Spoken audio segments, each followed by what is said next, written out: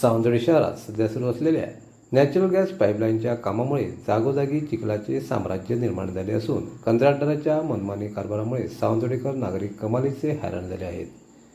पाईपलाईनसाठी रस्ते खोदून झाल्यानंतर ते योग्य पद्धतीने पूर्ववत करणे बंधनकारक असताना कंत्राटदाराने केवळ माती टाकून खड्डे बुजवण्याची थातुरमातुर मलमपट्टी केली आहे.